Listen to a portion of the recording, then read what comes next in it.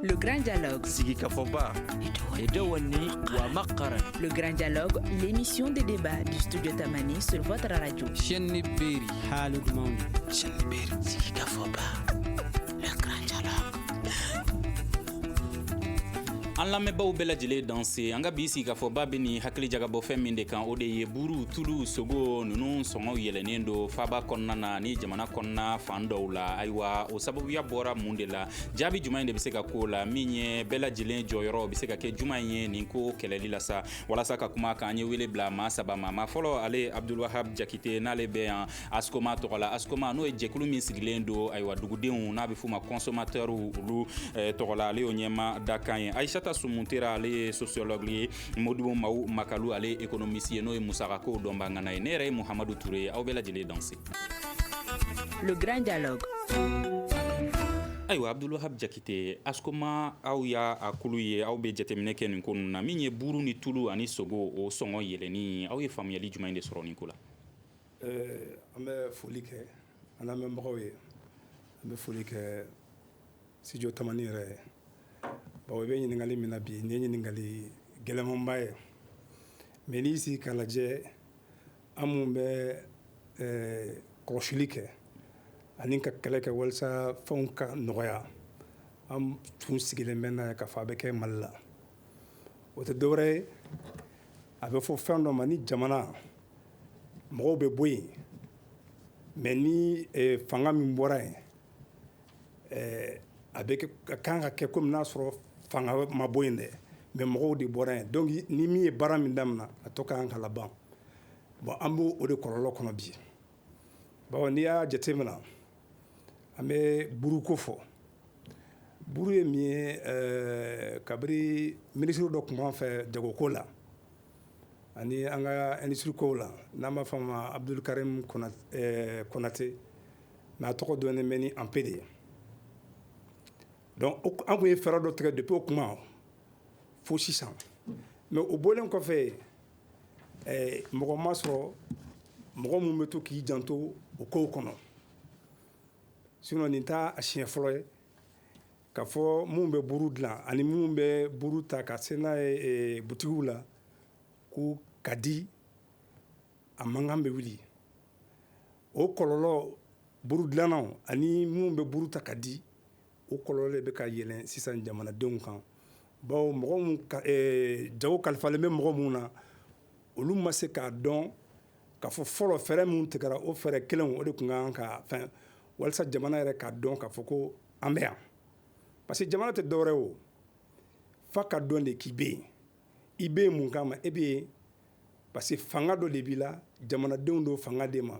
mais ni e yɛrɛ ma se ka o dɔn cogo si donc o kɔlɔlɔ bɛ yɛlɛn jamanadenw kan bi an b'o yɔrɔ de la n'an b'a fɔ buruko la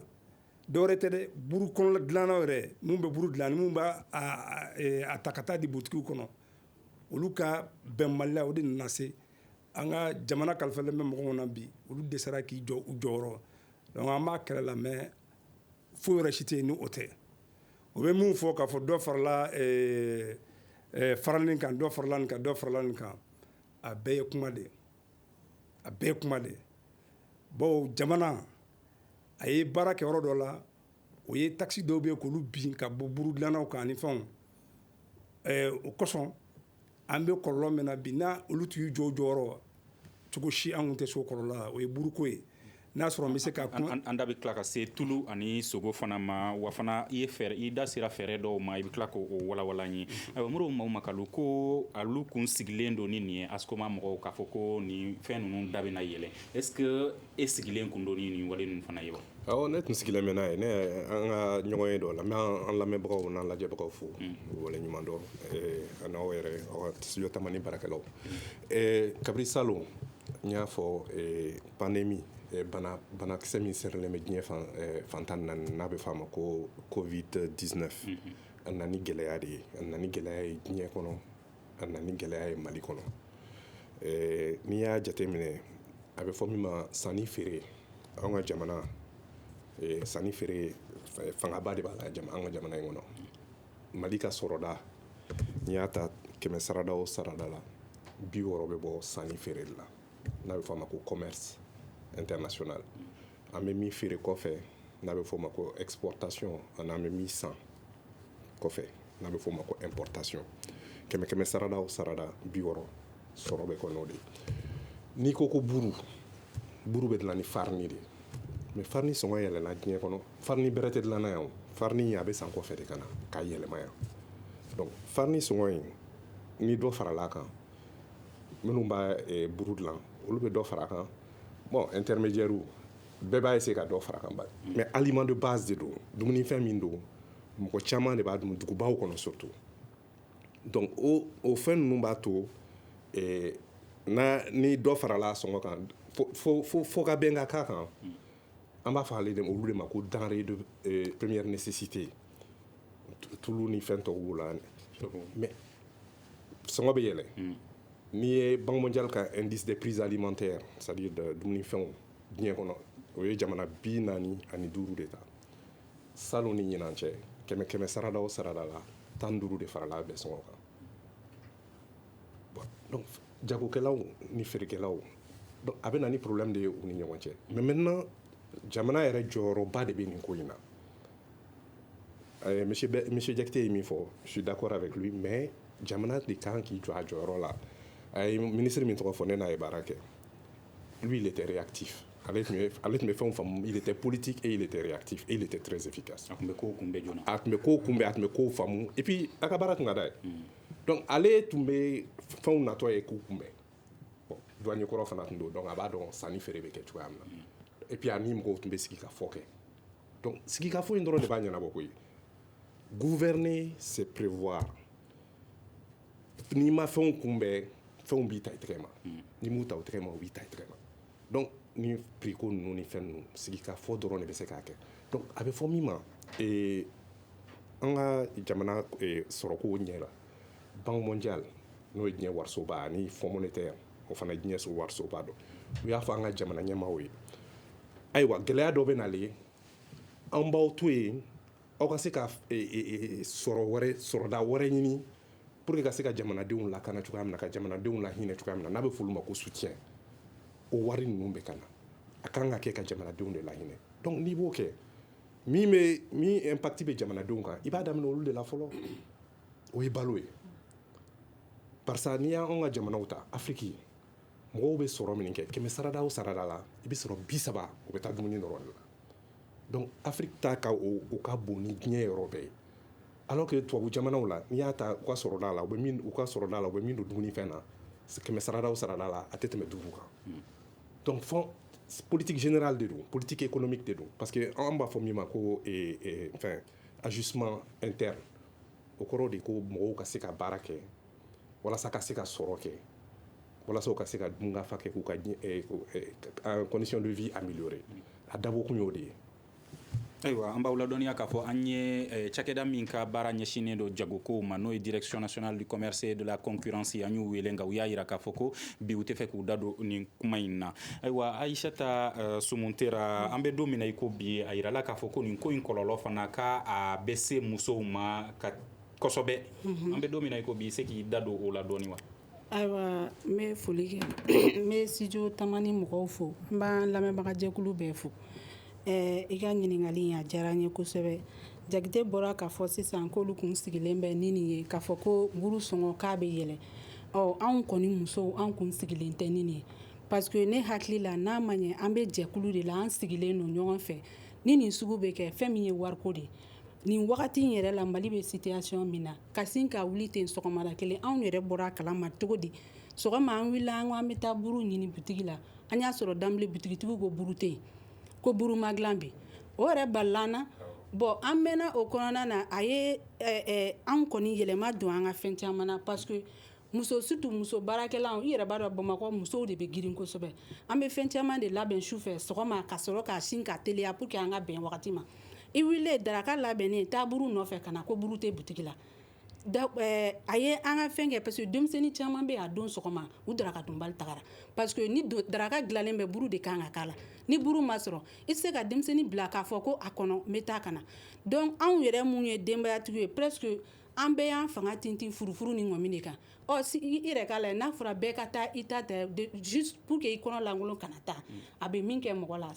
a bɛ temps perdu i bɛ taa retard la tiɲɛ yɛrɛ la a kɔni ye anw perturber kosɛbɛ a don sɔgɔma ne hakili la ni nin sugu bɛ kɛ an bɛ ɲɔgɔn bolo don o don butigitigiw ni anw de bɛ fɛn bɛɛ kɛ y'a mɛn butigi bɛ marché mɔgɔ de bɛ mun bɛ taa sanni kɛ bon butigitigiw ko olu nɔ tɛ an wulila dɔrɔn ko buru tɛ yen parce que u ko ko buru sɔngɔ yɛlɛla yaya a kɔni ye yɛlɛma caman don anw ka kow la a don an denw yɛrɛ kɔngɔtɔ taara ekɔli la yɔrɔ ni se b'an ye an tɛ o tɛ kɛ bon n yɛrɛ ye butigitigi dɔw ɲininka mun de la nin kɛra aw m'a fɔ an ye joona non olu kun hakili la dɔw ko n y'a mɛn dɔw ko n m'a mɛn ceux qui sont malins minnu ka kɛ olu ko bon ni buru ma na ne yɛrɛ bɛ boli ka taa ta u bɛ temps min kɛ boulangerie la ka taa buru ta ka na anw tɛna se k'o kɔnɔ tiɲɛ yɛrɛ la a buru dilanbaliya sɔgɔma a don kelen sɔgɔma a ye tiɲɛniba don anw kun kosɛbɛ parce que hali ne sisan nin kuma fɔlen n ko i jɔ n bɛ feerelikɛla dɔw ɲininka n ye burushɛti feerela ɲininka juste n voisine n ko buru ma feere don min na mun de kɛra a ko ne ka burushɛti ni n ka sandwich tora n bolo a ye perte min se ne ma n t'a da dɔn ye parce que burushɛti tɛ dun ni buru tɛ sandwich tɛ dun ni buru tɛ olu dilannen bilalen tora mɔgɔ mun mana na ni n ko buru tɛ u b'a fɔ nin gansan tɛ ne fa o tagara a ye perte min don ale kun a tile kelen ale yɛrɛ tɛ se k'a fɔ anw kɔni tiɲɛ yɛrɛ la ka sin ka girin ka fɛnw sɔngɔ yɛlɛ tan ne bolo n'a bɛ kɛ u ka a surun an na an ka labɛn ka bɛn n'a ye wariko de don i tɛ sin tɛ ka girin dɔrɔn ka sin k'a bɔ buru mɔgɔw ka sanni an ka politique d'achat planifielen tɛ n'i wulila don min na k'i sɔrɔ cogoya min na i bɛ baara kɛ ni o de ou bien donc n'a fɔra ko ka wuli dɔrɔn ka taa sɔrɔ ko a cogoya bɛ tan a bɛ perturbation don an ka taabolo la kosɛbɛ awɔ ayiwa a da sera burukow ma tuluko ta fanfɛla dun Jakite Ture yanni n ka o yɔrɔ jaabi n bɛ to ka kuma kelen fɔ u bɛ to k'a fɔ ko n tɛ se kuma la quoi mais jamana c'est à dire tigi tɛ jamana la quoi tigi tɛ Mali la non tigi t'a la o i cogo di même est ce que ni tigi bɛ jamana la mɔgɔw bɛ se ka wuli sɔgɔmada kelen ka wuli ka dɔ fara buru kan ten a tɛ se ka kɛ o a ye min fɔ sisan an bɛ nin baara la a ka ca o mais an ka gɛlɛya yɔrɔ min b'an bolo kuma yɔrɔ t'an bolo kuma bɛɛ ni studio tamani tɛ bon yanni an ka se studio tamani kɔnɔ u b'an nɛni kosɛbɛ ka kɛ komi n'a sɔrɔ an bɛ wariw de bila donc o de y'a to ni studio tamani y'an wele dɔrɔn an bɛ boli de an bɛ baara la an b'a bila parce que o kelen pe de bɛ se k'a to an bɛ gɛlɛya min kɔnɔ an bɛ se k'o fɔ sinon mɔgɔw mana wuli ko dɔ farala fɛn kan n b'a ban dɔ farala buru kan farani kan mais o y'a sɔrɔ fɛɛrɛ minnu tigɛlen don taxi dɔw de binnen don donc min farala buru kan o ma farani kan o man ka to gɛlɛya min nana o ka kɛ mais ne dalen b'a la bi ni an pe bɛ yen a kun tɛ ka tan o ye fɔlɔ ye filanan ye mun wɛrɛ ye kɔlɔlɔ si tɛ yen min bɛ buru dilan ani min bɛ buru ta ka taa butigi kɔnɔ dɔw ko dɔw ka wari ka ca ni dɔ ta ye ko ni mun b'a dilan ne tɛ wari min sɔrɔ min bɛ buru ta dɔrɔn ka taa bila yɔrɔ wɛrɛ ko ka wari ka ca ni ne ye o de kɔlɔlɔ yɛlɛnna mɔgɔw kan donc ni tigi bɛ jamana la an kun b'an sigi ka kuma a tɛ farinya mɔgɔ la ka kɛ mali la mun bɛ fɔ a bɛ fɔ ko jago labilala kabiri bɛ jɛgɛ fanga nana a fɔra ko jago labilala ni jago labilala o kɔrɔ ye mun ye ka fɔ sugu de ka kan ka sɔngɔ sigi i tɛ se ka wuli cogo si k'a fɔ wajibi la n bɛ n ka fɛn feere nin na mais n'i y'a jate minɛ dɔrɔn o de y'a to n b'a fɔ la dɔrɔn ko fɛn maintenant kuma fɔlen kɔfɛ n'a nana sisan tuluko la tuluko fana tɛ dɔwɛrɛ o président y'a fɔ sisan ni n ko président a b'a dɔn kun min na n b'a fɔ président a b'a dɔn kun min na n b'a fɔ président a y'a fɔ sisan ko ni jamana kalifal'i o kɔrɔ de i ka sini ɲɛsigi i ka kɔn ka wuli ka baara kɛ yanni gɛlɛya kana mun ye tulu gɛlɛya mali la dɔwɛrɛ si tɛ dɛ an ka jamana tun kalifalen bɛ mɔgɔ mun na u ma se k'o kɛ mun na mali la kabiri tigatulu dilanni dabilala bɛɛ yɛlɛmana kɔɔri tulu kan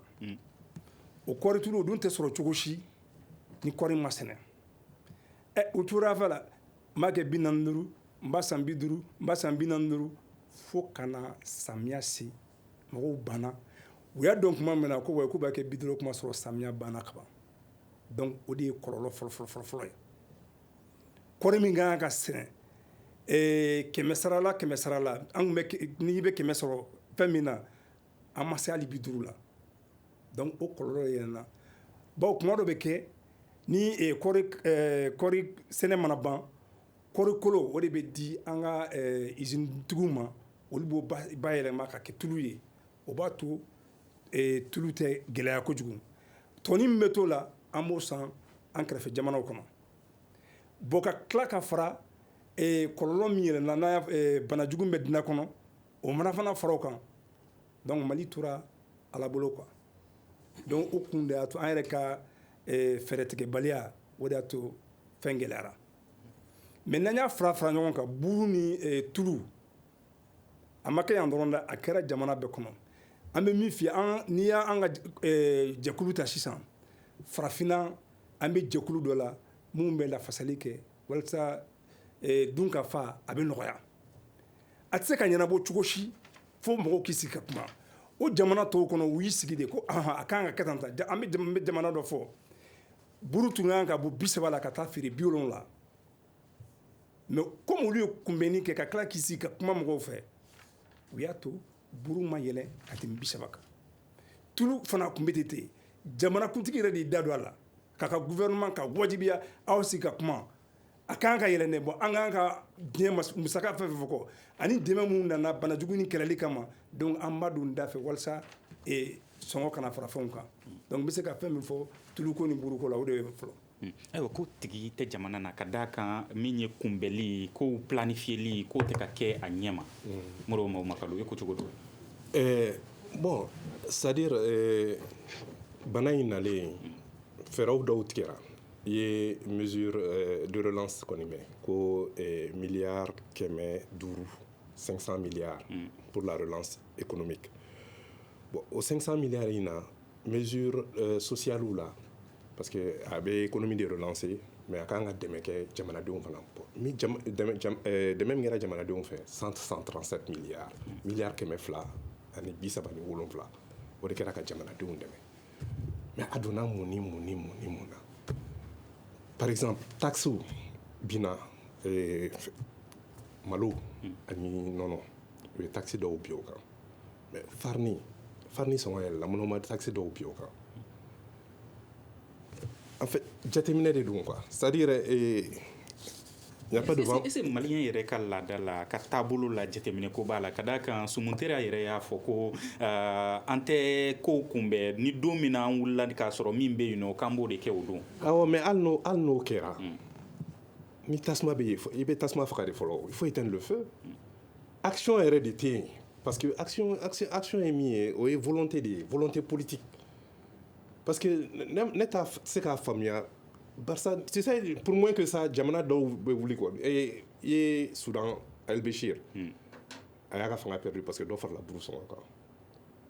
Tunisie o de fana kɛra est-ce que an kan ka siran o ko ɲɔgɔnnaw ɲɛ Mali la non o tɛ kɛ yan mɔgɔw tɛ girin ka wuli yan mais yan ye sanni feere jamana de ye madame y'a fɔ cogoya min na a don sɔgɔma k'a fɔ ko ka taa buru ta dɔrɔn tɛ dɛ boulangerie fɛn fɛn tun b'anw kɛrɛfɛ ba kɔfɛ ko buru yɛrɛ de ma dilan i y'a fɔ cogoya min na an wulila ka taa sɔrɔ ten ko buru yɛrɛ de ma dilan ne yɛrɛ t'a dɔn ko problème yɛrɛ bɛ yen donc kunnafoni yɛrɛ ma lase a ko la a ma lase mɔgɔ ma parce que n'o kɛra i b'a kunbɛn de o n'a fɔra ɲɛna ko buru tɛ dilan sini i bɛ fɛn wɛrɛ san ka bɛn a ma au moins a y'a fɔ cogoya min na a bɛ dabɔ denmisɛnninw de fɔlɔ kama o mais o faamuyali bɛ se ka kɛ cogo di ɲɛmaaw ma ladɔnniya la de wa walima kelen u fana ma sɔn ne yɛrɛ tun bɛ fɛ monsieur Jakite k'an kunnafoniya la parce que association de consommateurs olu ni par exemple hali transporteurs ni fɛnw syndicats olu ni association de consommateurs ni ministères de bɛ ani direction générale de minnu bɛ olu de kan ka nin baara ninnu bɛɛ kɛ fɔlɔ olu de tun bɛ sigi ka kuma ka nin fɛn ninnu kunbɛn mais sisan yɛrɛ an t'a dɔn min bɛ min kɛ la quoi est-ce que a dɔnnen don Jakite ne bɛ ka min fɔ peut-être k'aw tɛ ka ne ka kuma faamuya n b'a faamuya président kuma dɔw bɛ yen a bɛnnen t'ale da non n b'a faamuya kuma dɔw bɛ yen a bɛnnen t'ale da mais aw tɛ ka ne faamuya o a y'a walawala walasa lamɛnbaaw ni lajɛbaaw k'a faamu mɔgɔw k'a faamuya tigi de tɛ jamana la fɛn kɛra cogo cogo i tɛ se ka wuli ne ye dutigi ye ko ne muso k'i ban dɔrɔn ka tobili kɛ ten a tɛ fɛn fɔ n ye dɛ o kɔrɔ ko fɛn tɛ n bolo ne tɛ dutigi ye o gɛlɛya kɛra cogo o cogo i b'a fɔ fɔlɔ est-ce que u b'aw ladɔnniya u n'aw bɛ kuma san'u ka nin wale ninnu kɛ aw askoma n bɛ ka min f'i ye n y'a fɔ n ko fɔlɔ mais ma bi f'i ye dɛ n'i y'a ye mɔgɔw b'a fɔ ko yɔrɔ mɔgɔ si tɛ kuma ne de ta kuma bɛɛ n b'a fɔ mɔgɔw ma n ko nin man ɲi nin man ɲi mais n ko an bɛɛ ka ɲi mun na n ko an bɛɛ ka ɲi a baara cogo n kan t'a ka ko wɛrɛ ma dɛ a ka baara kɛ cogo donc a bɛ i n'a fɔ feerekɛlaw bi na olu tɛ ɲɛmaw lamɛn u tɛ aw fana jate mais n ko f'an ka ɲɔgɔn faamuya de fanga bere t'an bolo dɛ a tɛ ko an n'an ka taa jɔ dɔ kan ma k'i bɛ fɛn kɛ bere bɛ jamana kalifalen bɛ mɔgɔ minnu na bere b'olu de bolo mais an b'a f'u ye de a y'aw kɔlɔsi nin bɛ yen nin bɛ yen nin bɛ yen n'aw ma kɛ ta nin bɛ kɛ an d'anw ye mais jamana dɔw kɔnɔ n'o fɔra dɔrɔn u bɛ wuli k'i jɔ mais an bɛɛ bɛ yen kuma min na ni nin fɔra a bɛ wuli kɛ burufeerela a bɛ bɛɛ wele mɔgɔ min ko kan k'i da don a fɛn na a bɛ bɛɛ wele aw ka sigi ka kuma n'i y'a ye n b'a fɔ n ko tigi tɛ jamana la ka an bɛ to minisiriya la u wulila fana u tun b'a fɛ burutigiw ni fɛnw a kɔlɔlɔ bɛ a mɛnna o a ka ca san 4 ye bi gɛlɛya dɔ de bɛ minnu bɛ buru ta ka taa ani minnu bɛ buru dilan minnu bɛ buru ta olu bɛ tɔnɔ dɔ sɔrɔ olu bɛ tɔnɔ dɔ sɔrɔ minnu yɛrɛ bɛ buru dilan olu ko minnu bɛ buru ta ka taa di olu ka fɛn ka ca n'o o kɔlɔlɔ don. d'accord donc ni n y'a faamuya an bɛ don min na ko bi n bɛna burutigiw olu wulila ka dɔ fara u ka buru sɔngɔ kan k'a sɔrɔ u m'aw hakililata ta u ma ɲɛmaw ɲininka tulutigiw y'a kɛ ten sogotigiw fana y'a kɛ ten n'a tora tan cogo la est ce que fɛn bɛɛ da tɛna gɛlɛya mali kɔnɔna na wa. n bɛ ka min f'i ye o de y'a to n bɛ k'an sigi k'a fɔ n ko fɛn bɛɛ da bɛ gɛlɛya fo ninnu ka u taabolo de yɛlɛma i kɛra cogo cogo i bɛ fɛn dɔ de kɔnɔ mais baara taabolo min b'u bolo baara taabolo ɲuman de tɛ n bɛna misali min di sisan o ye misaliba de ye an bɛɛ ye mɔgɔw lasigi bɛɛ kumana mais a don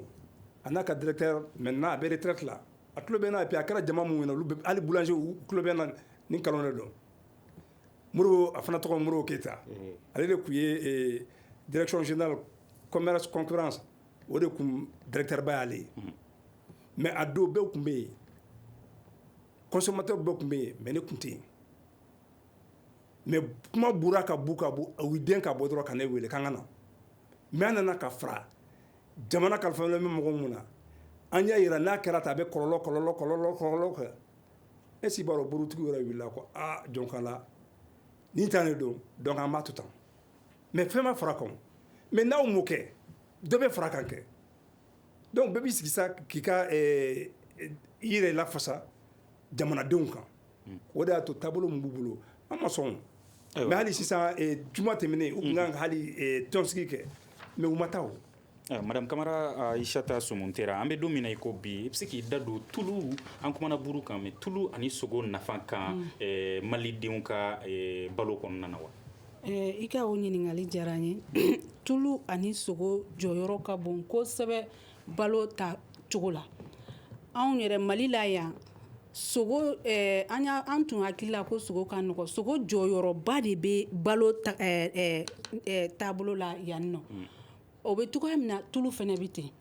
tiɲɛ yɛrɛ la a gɛlɛyara n'a gɛlɛyara a bɛ jouer anw yɛrɛw de kan fɔlɔ ni ɲɛmɔgɔw kan ka disposition ta Jakite y'a fɔ ko tigi tɛ jamana la bon ne miiriya la n'a ma ɲɛ k'an bɛɛ faralen bɛ ɲɔgɔn kan association de bɛ yen jamana bɛ yen dɛ anw de y'olu bila yen mais association fana de bɛ yen association sigikun ye mun ye an k'an fanga fara ɲɔgɔn kan n'an ɲɛ bɛ fɛn dɔ natɔ la min b'an tɔɔrɔ an ka wuli k'a kunbɛn ne hakili la o de ye association sigikun ye donc puisque nin fɛn ninnu an y'a ye a kɛra yɔrɔ caman na o la association ninnu fana tɛ k'u jɔyɔrɔ fariya ne miirila olu de fana n'olu wulila c'est à dire an fɛn fɛn bɛ yen instrument de pression dɔɔni b'an bolo a mana fɔ ɲɛmɔgɔ ye cogo cogo n'anw ye société ye anw fanga farala ɲɔgɔn kan ka taa jɔn a la a dun bɛ a conséquence bɛ an bɛɛ de kan a y'a lajɛ anw de sigira ko an ye association de consommateurs ye fɛn min bɛ dun an b'a lajɛ n'a qualité ka ɲi a sɔngɔko bɛ cogo di donc ni sɔngɔ bɛna yɛlɛ o dun se t'anw ye an ka pouvoir d'achat t'a to an ka se ka taa fo nin niveau la an ka lajɛ fɛɛrɛ minnu bɛ kɛ ka fɛɛrɛw kɛ joona joona k'a kunbɛn n'a fɔra fɛɛrɛw a bɛ planifier k'a ɲɛ yɛrɛ an b'a kɛ tan monsieur Makalu bɔra k'a fɔ sisan covid-19 kɔnɔna la u ye fɛɛrɛ dɔw kɛ yaasa ka taxi dɔw jigin munna u ma miiri nin fɛn ninnu na qui sont les denrées de première nécessité ka olu fɛnɛ sɔngɔ jigin an y'a ye sisan peut-être i bɛna fɛngɛ u ye fɛn dɔw sɔngɔ jigin a fisaya nɔgɔya kɛra dɛ mais o tɛ bɛɛ concerné i n'a fɔ courant tɛ bɛɛ ka so mais bɛɛ bɛ tulu dun bɛɛ bɛ sogo dun bɛɛ bɛ buru dun a mana kɛ cogo cogo an fantan minnu ka sɔrɔ bɛnnen bɛ o ma ni o sɔngɔ kun jiginna k'o lajɛ k'o kunbɛn depuis yɔrɔ jan an filɛ nin ye min kɔnɔ an kun tɛna se o kɔnɔ État ma a ka baara kɛ n'i ye ne ɲininka mais ne b'a fɔ consommateurs fɛnɛ y'u bolo jigin dɔɔni association des consommateurs fɛnɛ y'u bolo jigin dɔɔni par rapport à ninnu ka réaction n'i y'a ye buru dilannaw bɛ wuli sɔgɔmada kelen ka buru jigin n natɔ yanni n ka na n ye ɲininkali kɛ n ye butigitigi dɔw ɲininka grève a kun ye mun ye u ko boulangeries ye dɔ fara buru sɔngɔ kan moto tigi minnu bɛ yala k'a livrer olu ko n'a kɛra ten olu tɛ bɛrɛ sɔrɔ donc olu fɛnɛ bɛna di butigitigiw ma sɔngɔ dɔ de la n'a dira olu ma olu butigitigiw fɛnɛ ko an tɛ sɔn an t'a ta o la o de kama u fɛnɛ y'u bolo jigin i y'a faamuya a y'a fɔ cogoya min na i n'a fɔ ligne de don tɛmɛsira bɛɛ ta dɔɔni de b'a la mais buru ye dumunifɛn min ye bi Bamakɔ kɔnɔ yan Mali kɔnɔ yan bɛɛ b'a dɔn a jɔyɔrɔ ka bon kosɛbɛ yanni o ka kɛ association des consommateurs tun b'a kalama na aw ye intervention fɔlɔ min kɛ avec le ministre munna aw m'o kelen kɛ sisan fɛnɛ c'est vrai libéralisme bɛ yen mais n'a sera niveau dɔ la a tɛna dan buru ni tulu ma dɛ a tɛna dan nin dɔrɔn ma dɛ fɛn wɛrɛw bɛ yen qui sont plus importants que ça u bɛ n'o fɛnɛ sɔngɔ yɛlɛ parce que ninnu y'a kɛ fɛn ma bɔ a la ni nin y'a kɛ fɛn ma bɔ a la an bɛɛ de bɛ fɛn ɲini na dɔw fɛnɛ bɛ wuli an fɛnɛ k'an ta yɛlɛ n'u y'u sigi k'a lajɛ ni réaction ma kɛ a bɛ to ten a dadigi bɛ kɛ jɔnw de la anw société donc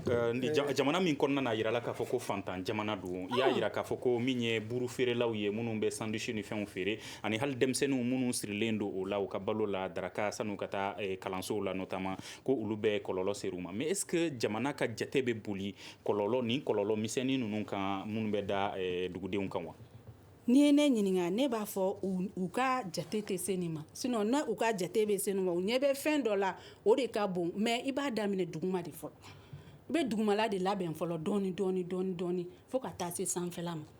ni minnu filɛ nin ye ni o bɛ s'an bɛɛ ma ni o dilanna k'o ɲɛ fɔlɔ a tun tɛ tan munna a tun bɛ kɛ cogoya min na fɔlɔ o dabila la et pourtant a structure bɛɛ b'u nɔ la ça veut dire que yɔrɔ dɔ la dɔ de y'a bolo jigin a kun organisé len don an yɛrɛ tun b'an sigi télé la ka u bɛ fɛnw prix fixé télé la et puis bɛɛ b'a suit olu mɔgɔw bɛ yen toujours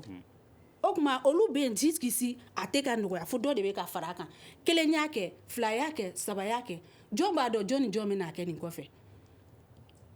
vu la situation actuelle même de la société a banako in bɛ yen sɔrɔ yɛrɛ dɔgɔyalen bɛ kosɛbɛ maliyɛnw na or a tɛ o fɛnɛ kelen ye tulu ni sogo a ma an musow an ka nansansegi cogoya fɛnɛ ma yɛlɛma koyi donc min ye dutigiw ye olu ma dɔ fara nasɔngɔ kan dɔ ma fara nasɔngɔ kan est ce que n'a jalen don hali bi a bɛ kɛ cogoya di i ma ye an tɛ se ka sigi an tɛ se ka sigi i n'an tɛ diya k'a fɔ o tɛ mɔgɔ kelen ko ye ni yɛlɛma kɛra i fɛnɛ bɛ yɛlɛma a nɔfɛ ninnu y'a yɛlɛma il faut que musow fɛnɛ ka yɛlɛma a nɔfɛ i tɛ se ka sigi an da bɛ se o yɔrɔ ma dɔɔni Modibo Makalu an bɛ don min na i ko bi ko ko in tɛ ɲɛmaw dɔrɔn kunkan ko la ko caman bɛ yen nɔ minnu sen kan ka don nin baara in kɛlɛ la minnu fana tɛ k'u jɔyɔrɔ fa ka ɲa Madame Camara ka fɔ la ne ɲɛna situation générale de don en fait baara tɛ ka kɛ ka ɲa de parce que bɛɛ n'i jɔyɔrɔ de don jamana kɔnɔ bɛɛ n'i jɔyɔrɔ don autorités bɛ yen olu kan ka sariya la olu de bɛ sariya sigi olu de bɛ sariya laboli a fɔra cogoya min na libéralisation des prix de don prix labilalen don donc ni fɛn farala fɛnw sɔngɔ kan et puis wariko problème tɛ ne y'a f'i ɲɛna n ko miliyari 500 de bilala kɛrɛfɛ ministère des finances fɛ pour que ka bana in o wari tɛ bɔli de kɛ wa walima kelen a tɛ ka labɛn ka ɲɛ i bɛ ka kɔrɔtɔ ma o miliyari 500 in kan est ce que i b'a dɔn ko miliyari 200 décembre tɛmɛnen miliyari 200 ni 37 dɔrɔn de tun utilisera la wari tɔ bɛ yen mais min fɔra nɔnɔ dɔrɔn kama ko ka nɔnɔ ni malo sɔngɔ jigin il y a 7 milliards utilisés là. Mais courant milliard tan wolonwula. Ji milliard tan 5. Mais malien joli a y'a fɔ cogoya min na malien joli bɛ courant ni ji sɔrɔ. Taux d'électrification 40%. Kɛmɛ sara la 40. Ji peut-être 50%. Yeah. Bon balo in dun o de y'a la gɛlɛma yɔrɔ ye. Bon ni sanni feerew bɛ kɛ donc fo i ka a bɛ fɔ min ma ko soutien. Barça problème min bɛ yen anw ta tɛ banakisɛ in dɔrɔn ye dɛ anw ta fana ye insécurité sɛnɛ bɛ kɛ yɔrɔ caman na sɛnɛ ma kɛ yen salon donc kɛmɛ sarada la insécurité alimentaire 70 de farala kan maliyɛn mɔgɔ 4 millions de bɛ yen minnu tɛ dumuni sɔrɔ ka dumuni kɛ ka fa maliyɛn 4 millions 20 kan bon monsieur Jakite y'a fɔ kɔɔri sɛnɛnaw mais n'a fɔra kɔɔri sɛnɛnaw kɔɔri dɔrɔn tɛ o ɲɔ bɛ kɛ yen kaba bɛ kɛ yen saɲɔ bɛ kɛ yen aliment bétail o bɛɛ ni kɔɔri de bɛ kɛ ɲɔgɔn fɛ kɛmɛ sarada la kɔɔri la 77 de bɔra a la ça a chuté de 77% la production de coton donc ni production de coton binna céréales production fana bɛ jigin ni fɛnw dun production jiginna sɔngɔ de bɛ yɛlɛ donc zone rurale la u bɛ comme u yɛrɛ bɛ autoproduction de kɛ puis u yɛrɛ b'a consommer n'a tɛ u b'a kɛ cogo di donc f'u k'a san n'u y'a san a sɔngɔ bɛ yɛlɛ olu minnu bɛ na n'a ye dugu kɔnɔ n'u ma se ka na n'a ye transporteur ka problème b'a la ani fɛn ninnu n'o bɛɛ farala ɲɔgɔn kan sɔngɔw bɛ yɛlɛ ni frontière datuguna parce que n'i y'a jateminɛ san 2018 na Mali ye dumuni min san dumunifɛn min san kɔfɛ miliyari 330 an y'o de dumunifɛn san kɔfɛ. Mais n'i y'a jateminɛ ɲɛmaaw bɛ yen nɔ nka ladilikɛbaw b'u la minnu ye conseillers ye o fana kɔfɛ a yirala k'a fɔ dɔw ye kɔlɔsilikɛbaw ye n'o ye i n'a fɔ min sigilen don sen kan conseil national de transition ninnu si tɛ k'u ka baara kɛ de wa. ni bɛɛ tun b'i ka baara kɛ a tɛ se nin ma ni mɔgɔw nommera n'u tɛ k'u ka baara kɛ non Moras tubabu ka dɔnnikɛlaba dɔ tun bɛ yen a tɔgɔ ko Moras a ko une politique se juge par ses résultats an bɛ résultat de la yan a ka ɲi wa a man ɲi jaabi tɛ ka ye donc baara tɛ ka kɛ ka ɲɛ o de la résultat tɛ yen bon tulu ko yɔrɔ la a y'a fɔ cogoya min na tugu tulu sɛnɛni mais sisan kɔɔri tulu o de bɛ an b'o utiliser ka caya kosɛbɛ mais a caman bɛna san ka bɔ kɔfɛ parce que ni kɔɔri ma sɔrɔ tulu bɛ dilan cogo jumɛn o fana kɔlɔlɔ ye min ye tulu dilannaw huilerie o fana ye entreprise maliyɛnw ka entreprise de ye min datugunen bɛ a bɛ 200 bɔ bon mɔgɔ bɛ baara kɔ olu bɛɛ kɔnɔ olu bɛɛ bɛ chômage la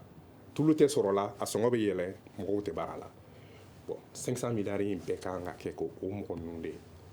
dɛmɛ. ayiwa ko minisiri kuntigi ale kan ka kɛ min ye conseil national de transition n'o o sigilen don n'a kan ka député bulon jɔyɔrɔ fa k'a kan ka k'olu ɲɛma sini jumadon walasa k'a ka ko baara kɛcogoya k'o ɲɛfɔ ntɛnɛndon sa min ye kumaw ye o bɛna k'o kɔnɔna na est ce que an bɛ se k'an sigi ni nin ko ɲɛ dɔw ɲɛnabɔli ye nin ko ninnu senfɛ wa. Jakite Touré i b'a dɔn an ka jɛkulu ninnu ka baara ye min ye sanji kɔrɔ wɔsi a tɛ dɔn quoi ne ma i ye ne wele kunun ma f'i ko n ɲagalen don mais n ko e de don n bɛ boli ka na parce que i ye baara kɛ cogo cogo ni kunnafoni namaw minnu bɛ kunnafoni di n'olu m'i dɛmɛ a kɛlen bɛ kɛ min ma foyi kɛ président y'a fɔ sisan docteur Makadu y'a fɔ sisan ko fo bɛɛ de k'i jɔyɔrɔ e bilalen bɛ baara la i tɛ s'a la minnu bɛ se baara la olu t'a baara la an b'a fɛ k'a fɔ ko an ka yelen dɔ sɔrɔ o baara la o tɛ se ka kɛ o n bɛ misali dɔ di san dɔ la an ka kuran minnu bɛ kuran di u filila facture la an y'a ɲini k'a fɔ mɔgɔw ka bɔ walasa k'an ka nisɔngoya jira mais mun kɛra polisi min bɔra o yɛrɛ tun ka ca ni mɔgɔ mun kan ka bɔ mais bɛɛ bɛ se k'i sigi i ka so kɔnɔ mun b'a n'a fasala o tɛ foyi ye mun b'a n'a fasala o tɛ foyi ye n'i y'u wele hali kana dɔrɔn k'an ka kuma dɔw ɲini an ka kunnafoni dɔw ɲini i kɛrɛfɛ u yɛrɛ bɛ siran ka di. la maliyɛn tɛ kan kelen fɔ la u yɛrɛ mais mun kan bɔ de ma n'i y'a ye n bɛ président n b'a fɔla n ko président kun de b'a la o bon kuma dɔw la an bɛ gɛlɛya sɔrɔ parce que n'i ye fɛn ta an bɛ lafasali min kɛ f'i ka faamuyali sɔrɔ fɛn bɛɛ kɔnɔ bon an n'u ka kalanw tɛ kelen ye an bɛ dɔw dɔn an tɛ dɔw dɔn an ni président ye ɲɔgɔn dɔn o de sira fɛ n b'a wele a bɛ kunnafoni dɔw di yan donc an bɛ taa jamana kalifalen bɛ mɔgɔ min na an bɛ kuma kɔ kan mais o dɔnnen tɛ o mais n'i y'an ɲininka dɔrɔn mɔgɔw ɲininka dɔrɔn an tɛ foyi kɛ an tɛ foyi kɛ i b'i sigi tant que ninnu bɛ baara la cogo min na tan n tɛ dɔwɛrɛ ma dɛ tant que ninnu bɛ baara la cogo min na mali nafalan si tɛ sɔrɔ a la awɔ an bɛ bɔ sisan u b'a fɔ wayi ninnu u bɛ jamana contrôle la jamana ka firi o de ka d'u ye an ma ban o de ye mali yɛrɛ gɛlɛyayɔrɔ yɛrɛ ye mɔgɔ mɔgɔ bɛ tiɲɛ fɔ i ko mali mɔgɔw ye mɔgɔ mɔgɔ bɛ tiɲɛ fɔ a bɛ fɔ ko non a tigi bɛ taa ɲinina de la n'a wulila sa ka bila place dɔ la a b'i makun donc o gɛlɛya de b'an kan a tɔ ye sanga 5 ɲɔgɔnna ye an bɛ kuma to i bolo bi na mun de bɛ se ka kɛ jaabi ye ka ɲɛsin nin gɛlɛya ninnu ma kɛrɛnkɛrɛnnenya la fɛnw sɔngɔ yɛlɛnni ko n bɛ fɛ ka min f'i ye n delila k'a fɔ n ko yan a kɛra ni tribune kelen in na u y'u ka plan ta tuma min na n ko n ka mali nafala si tɛ plan in kɔnɔna la n ko bon u hakili b'a la ko bamakɔ de ye mali ye k'a sɔrɔ bamakɔ tɛ mali ye n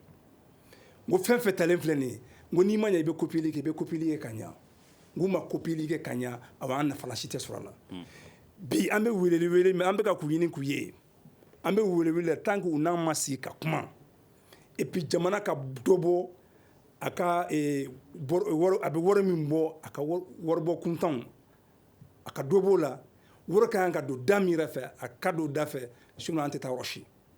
ala jɛba miliyari 500 e ma se ka foyi bɔ miliyari 200 nin kɔ ani 70 kɔ bi saba la e ma se ka foyi bɔ o kɔrɔ de o tɔ in bɛ ka ala n ka dalen bɛ yen de a dalen bɛ yen de a ma dun de a bɛ yen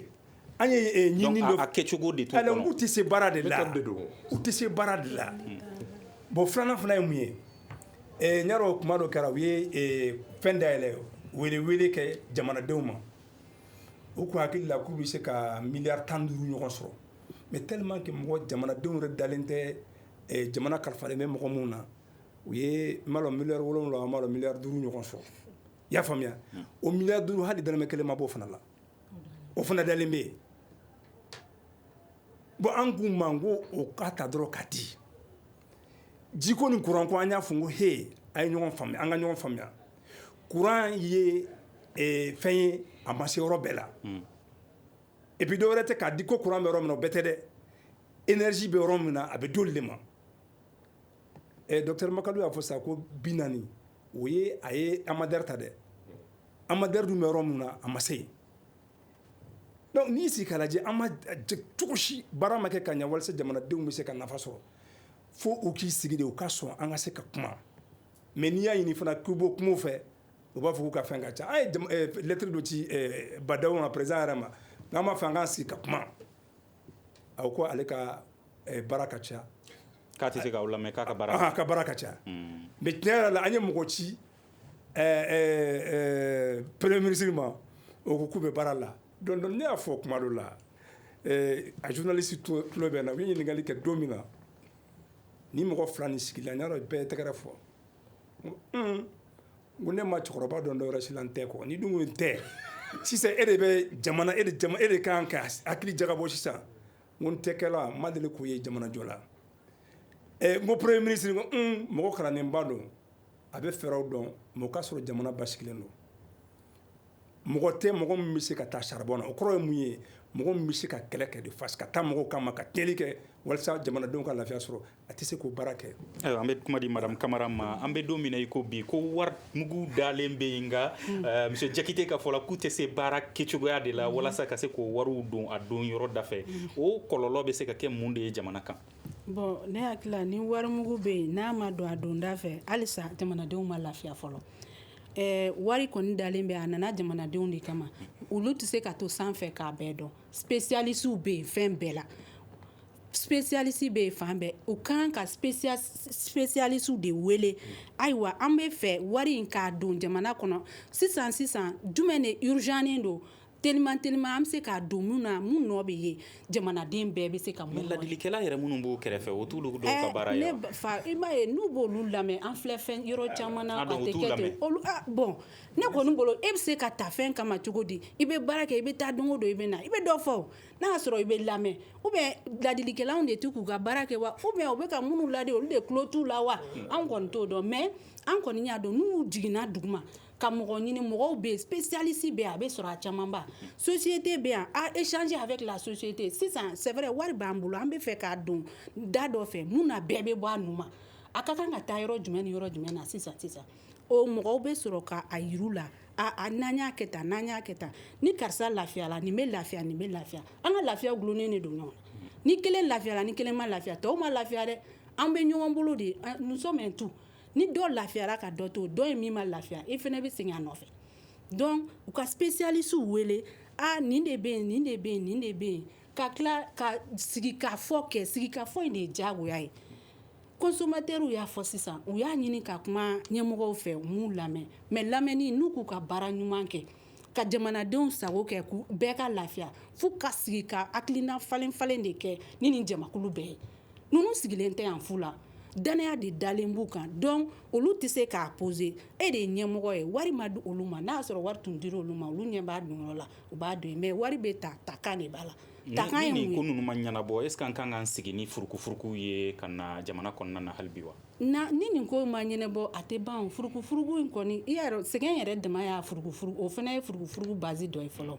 or a ka ca caman faralen bɛ ɲɔgɔn kan donc n'an ye dɔ ɲɛnabɔ o bɛ se ka kɛ sababu ye ka dɔ in nɔgɔya mankan ka ca mais ni dɔ ɲɛnabɔra balo de ye adamadenya yɛrɛ jɔsen fɔlɔ ye fɔlɔ n'o ma ɲɛnabɔ fosi ma ɲɛnabɔ dɛ ne hakili la halisa a fɛn dɔ minɛn dɔ jɛngɛnna mais a ma bɔn se ka segin kɔ min bɛ yen n'a taara a taabolo fɛ a dɔw la an bɛɛ bɛ alhamdulilayi fɔ. ayiwa Jakite ko ko ɲɛmaw k'u ka baara kɛ e ko min ye a ko dɔnbaganaw ye togodaw la dugumana na k'olu fana hakilila ka taa ba la ayiwa Modibo Makalu jaabi jumɛn de bɛ se ka sɔrɔ nin ko ɲɛ ninnu na. ɲɛmaya ma nɔgɔn dɛ mais ɲɛmaya f'i ka lamɛnli kɛ ministɛriw bɛ yen mɔgɔ compétent caman de bɛ yen conseillers caman bɛ yen minnu b'u ka baara dɔn minnu tɛ baara direction générale bɛ yen direction générale du commerce et de la concurrence l'institut national de la statistique olu bɛɛ bɛ yen fêtières bɛ yen conseil national du patronat chambre de commerce o n'a ɲɔgɔnnaw olu bɛ yen association bɛ yen consommateurs bɛ yen société civile mɔgɔw bɛ yen n'i bɛ nin fɛn sugu kɛ u tun kan ka mɔgɔw wele de fɔlɔ k'u lamɛn ni décision taara cogoya jumɛn mɔgɔ damadɔnu de y'u sigi u ka bureau kɔfɛ de ka nin fɛn ninnu sɛbɛn u ma mɔgɔ si wele k'an ɲininka information bɛ bɔ duguma de ka yɛlɛ n'a yɛlɛla n'a cayara faamaw b'a lajɛ fɛɛrɛ min bɛ kɛ min bɛ se ka kɛ ani min tɛ se ka kɛ fo ka bɛn bɛ k'a la jamana bɛ bolo ten de koyi fo ka bɛn de bɛ jamana fɛnw sigi sen na mais administration k'i sigi k'a fɔ ko i bɛ décision ta ten k'a bin mɔgɔw kan ten a tɛ ɲɛnabɔ ten o parce que a kɔnɔna fɛnw ka ca kosɛbɛ et puis mɔgɔw n'i bɛ mɔgɔw dɛmɛ fo i k'u ɲininka u denw de bɛ yɔrɔ min b'u denw ni e t'o dɔn e ko k'e b'i sigi k'a jateminɛ k'a fɔ ko e b'o ɲini i yɛrɛ ye ten k'a sɔrɔ i m'u tigi ɲininka n'i taara dɔgɔtɔrɔ bara a b'i ɲininka de fɔlɔ i yɔrɔ jumɛn b'i dimi ou bien mais e dɔgɔtɔrɔtɔ e ko ko e nana dɔrɔn ko bon ne ɲɛna nin de b'i la ka fura k'an nɔnsi d'a ma a tɛ ɲɛnabɔ fura na sɔrɔ o bana na wa voilà fura tɛ sɔrɔ o bana na donc f'an k'an sigi dialogue public privé démocratie yɛrɛ kun y'o de ye f'an ka ɲɔgɔn lamɛn de n'an ye ɲɔgɔn lamɛn n'an ye consensus kɛ essentiel kan an bɛ se ka taa sira sɔrɔ et puis an bɛ se ka taa yɔrɔ jan o la mais n'i ye décision brusque ka fɛnw ta ka improvisation de ka d'an ye improvisation nun tɛ taa yɔrɔ jan mais kow bɛ ka taa bolo min kan est ce que ɲɛ b'o o ko natɔ la mais a ma tiɲɛ o halisa a bɛɛ bɛ se ka rattraper wari ninnu bɛ yen wari tɛ problème ye a fɔra hali bon covid bɛ yen BCEAO ko hali ni jamanaw mago bɛ wari la wari wɛrɛw bɛ se ka sɔrɔ min tɛ nin si ye wari ko tɛ mais faut besoin ka identifier ni besoin ma identifier jamanadenw tɛ se ka lafiya ayiwa an bɛ foli lase an ka maa welelen saba ma Modibo Makalu ale ye musakakow dɔnbagana ye madame Kamara Aishata Sumuntera ale ye sociologue ye Abdul Wahab Jakite ale ye ASCOMA ɲɛma dakan ye n'o y'a vice président ye nɛgɛ karafe juru o ni ja labɛnba Gagné Kante ani Nuhum Jire ne ye Muhamadu Ture aw tun bɛ ka nin sigi ka fɔ ba in lamɛn radio 85 kan ani bɔlɔlɔ fana sanfɛ aw b'a sɔrɔ min ye jabaraninw kan Énergie TV Renouveau TV ani Bɛlɛdugu TV kan an bɛ ɲɔgɔn sɔrɔ don wɛrɛ sigi ka fɔ ba kɛnɛ wɛrɛ kan walasa ka kunnafoni di bɛɛ lajɛlen ka faamuyali sɔrɔ sigikafɔ ka kɛ bɛɛ lajɛlen ka ɲɔgɔn faamuya an b'aw fo ka waleɲuman dɔn. Le Grand Dialogue. Sigikafɔba Edewani wa Makaran. Le Grand Dialogue, l'émission de débat du studio Tamani sur votre radio. Chaîne Beri Halud Mauni. Chaîne Beri Sigikafɔba.